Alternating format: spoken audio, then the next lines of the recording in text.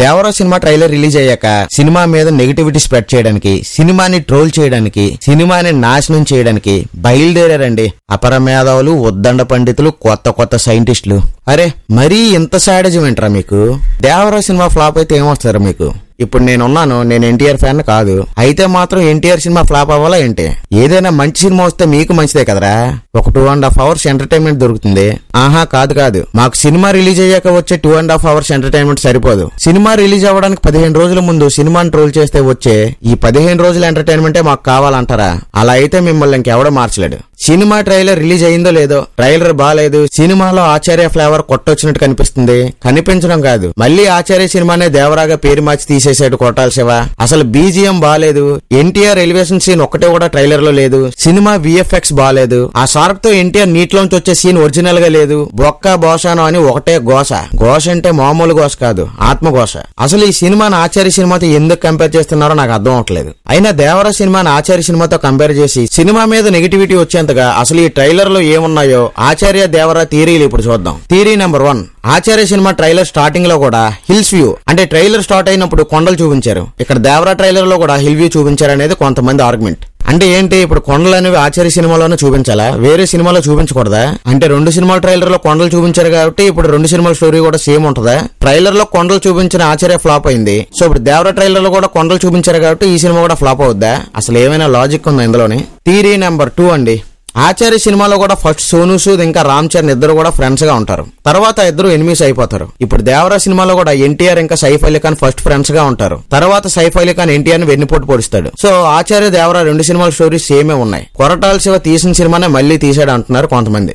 ఆచార్య సినిమాలో సోనూ సూద్ ఇంకా Ram Charan first friends గా ఉండి తర్వాత ఎనిమిస్ అయ్యారు, కానీ దేవరా సినిమాలో ఎన్టీఆర్ ఇంకా సైఫ్ అలీ ఖాన్ అసలు ఫ్రెండ్సో కాదో మనకు తెలియదు. పోనీ ఫస్ట్ ఫ్రెండ్స్ అయి ఉండి తర్వాత ఎనిమిస్ అయ్యారు అనే దానికి కూడా ట్రైలర్ లో క్లారిటీ ఏమి ఇవ్వలేదు, అంతా ఊహించుకుంటున్నారు అంతే.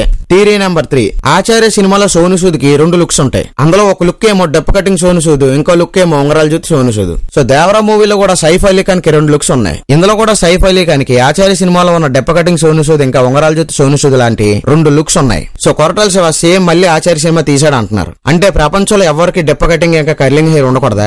సోనూ సూద్ ఒకటికే డెప్ కటింగ్ కర్లింగ్ హెయిర్ ఉండాలా ఏంటి? పాపం సైఫ్ అలీ ఖాన్ కి డెప్ కటింగ్ కర్లింగ్ హెయిర్ ఉంటే తప్పేంటి చెప్పండి. థియరీ నెంబర్ 3, ఆచార్య సినిమాలో కుస్తీ పోటీ ఉంది, ఇప్పుడు దేవరా సినిమాలో కూడా కుస్తీ పోటీని పెట్టారు అంటున్నారు. అసలు ఈ 2 సినిమాల్లో కుస్తీ పోటీ ఉంటే తప్పేంటి? అలా అయితే హిందీలో వచ్చిన దంగల్ సినిమాలో కూడా కుస్తీ పోటీ ఉంది, అలాగని దంగల్ సినిమా స్టోరీ ఆచార్య సినిమా స్టోరీ సేమేనా? ఆచార్య సినిమాలో కుస్తీ పోటీ వచ్చే సందర్భం, ఇక్కడ దేవరా సినిమాలో కుస్తీ పోటీ వచ్చే సందర్భం వేరు వేరు అయి ఉండొచ్చు కదా, ఆ విషయం మనకి సినిమా రిలీజ్ అయితే గానీ తెలియదు. సో సినిమా చూశాక కుస్తీ పోటీ గురించి కుస్తీ పొడుదురు గాని. థియరీ నెంబర్ 4 అండి, ఆచార్య సినిమాలో హీరో ధర్మస్థలి అనే ఏరియాని ఇంకా పాదఘట్టాన్ని అక్కడున్న జనాన్ని కాపాడతాడు. సేమ్ దేవరా సినిమాలో కూడా హీరో సముద్ర దొంగల నుండి షిప్స్ ని ఆ తీర ప్రాంతాల నుండి జనాన్ని రక్షిస్తాడు. సో 2 సేమ్ స్టోరీలే. కొరటాల శివ మళ్ళీ తీసిన సినిమానే తీసాడు అంటున్నారు. ఇప్పుడు ఏ సినిమా కథలోనైనా కథానాయకుడికి ఒక సమస్యనిచ్చి సమస్యని పరిష్కరించడం అనేది హీరోకి ఒక టాస్క్ అవుతుంది, దాన్నే సినిమా భాషలో కాన్ఫ్లిక్ట్ అంటారు. ఇప్పుడు ఏ సినిమా కథలోనైనా హీరో బలహీనుల పక్షానే పోరాడతాడు, ఏ కథానాయకుడైనా పీడింపబడే వారి పక్షాన బాధితుల పక్షానే పోరాడతారు. అలాగే కథానాయకుడు బాధించే వారిని పీడించే వారిని శిక్షిస్తాడు. ఇది బేసిక్ రూల్, ఏ సినిమాలోనైనా ఇదే రూల్ ఉంటుంది. అంత మాత్రాన కొరటాల సేమ్ సినిమా మళ్ళీ తీసాడనడం కరెక్ట్ కాదు. అయినా అసలు ఏ డైరెక్టర్ అయినా తీసిన సినిమానే మళ్ళీ తీయాలని ఎందుకు అనుకుంటారు చెప్పండి. ఇంకో విషయం చెప్పాలి, ఏ డైరెక్టర్ కైనా ఒక సినిమా కంప్లీట్ అయిపోయాక తర్వాత తీయబోయే సినిమా కొత్త సినిమా అవుద్ది. ఆ కొత్త సినిమాలో వేరే హీరో వేరే హీరోయిన్ వేరే టీం ఉంటది అంతే. అన్ని సినిమాల్లోని కథలు అవే ఉంటాయి, బట్ ఆ కథకి ఆ సినిమాలో డైరెక్టర్ ఇచ్చే ట్రీట్మెంటే వేరేగా ఉంటది. ఎందుకంటే అసలు కథలు అనేవి వేలు లక్షలు ఉండవు. Love story, thriller, fiction, mythology, horror ఇలా సినిమా తాలూకు జోనర్ బట్టి ఈ ప్రపంచంలో ఉన్న ఒక 5-6 కథలు మాత్రం ఉంటాయి. మీరు ఏ సినిమా తీసుకున్నా ఈ 5-6 జోనర్లోంచే కథలు ఉంటాయి. సో ఉన్న కథల్లో డైరెక్టర్ కొత్తగా చెప్తే మీకు సినిమా కొత్తగా అనిపిస్తుంది, రొటీన్ గా చెప్తే సినిమా మీకు రొటీన్ గా అనిపిస్తుంది. చూడు బాస్, డైరెక్టర్లు మాత్రం ఎక్కడి నుంచి కథలు తీసుకొస్తారు చెప్పండి? ఇక్కడ కొత్తగా చెప్పడానికి కథలేవి లేవు. ఉన్న ఈ 5-6 జోనర్లోని కథలకే కొంచెం క్రియేటివిటీ యాడ్ చేసి కొత్తగా చూపించే ప్రయత్నం చేస్తారు. సినిమా రిలీజ్ అయ్యాక మీకు నచ్చింది అనుకోండి, బాగుందని చెప్పండి, నచ్చకపోతే ఎందుకు నచ్చలేదో చెప్పండి, అంతేగాని సినిమా రిలీజ్ అవ్వక ముందే నెగిటివిటీని తీసుకురాకండి బాస్. ఈ వీడియో మీకు నచ్చితే లైక్ చేసి మన ఛానల్ సబ్స్క్రైబ్ చేయండి.